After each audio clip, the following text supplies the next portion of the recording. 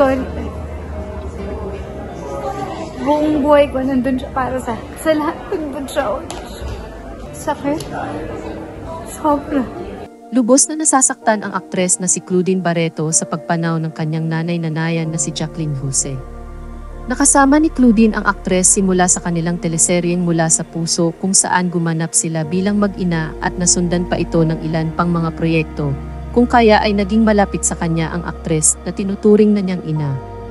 Sa panayam sa kanya ng talent manager na si OG Diaz, emosyonal ang aktres na binalikan ang masasayang alaala nila ng veteranang aktres at maging ang pagkakataon na napagalitan siya dahil hindi nagustuhan ni Jacqueline ang ginawa nito. Magkalapit rin daw ang kanilang bahay kaya madaling nakakapunta sa kanilang bahay si Jacqueline sa tuwing nais nitong bumisita kay Claudine at sa tuwing siya ay may problema ay naging takbuhan na niya ang veteranang aktres.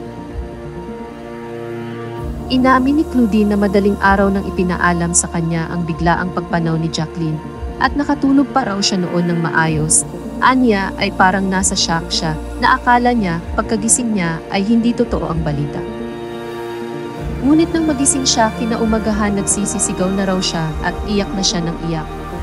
Tumakbo raw siya nakapantulog sa bahay ni Jacqueline, ngunit wala na roon ang labi ng aktres. Saad niya, natulala.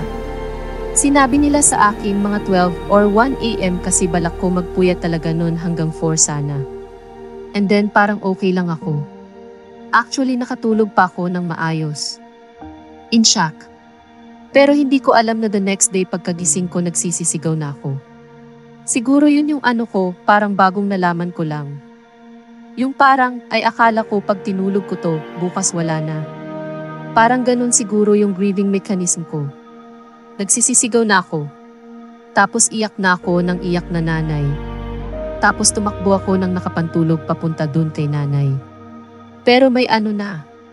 Siyempre wala na dun at lahat-lahat. Tapos si Andy, tinext ko na. Nag-text na rin sa akin na ate standby lang. Pero sabi ko, hindi ko kaya. Sa cremation na lang. After na lang.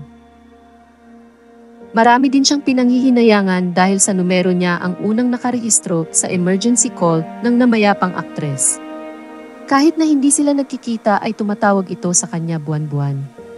Kaya raw malaki ang pagsisisi niya na noong panahon na iyon ay hindi na ipaalam sa kanya na wala itong kasama sa bahay. 3 buwan rin daw niyang hindi nabisita ang aktres. Buong buhay raw niya ay nariyan para sa kanya ang aktres, kaya sobrang sakit ang pagkawala nito.